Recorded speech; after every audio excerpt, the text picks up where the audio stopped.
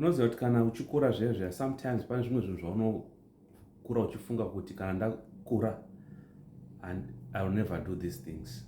Yeah.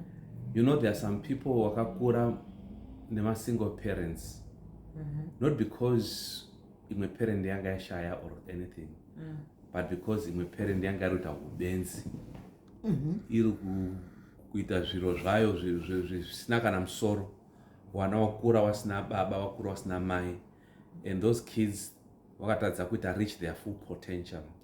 And wachikura wachitaurira wega kuti when I grow up I'm going to turn things around. I'm not going to be like my father or like my mother. I want to be a good example kuvana vangu. But hizvo rakura rakuita exactly zvaraishora kuna vabereki waro, or even worse.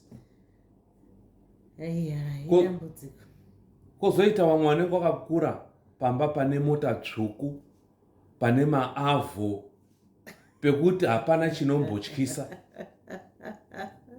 They had everything. Asi wakura, they deprive vana vavo of those privileges.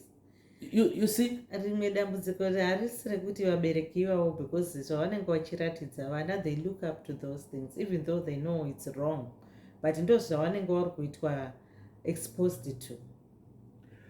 But imagine kuti wakakura uine zvese, vabereki vachikupa zvese, iwo waane vana wako, you abandon them.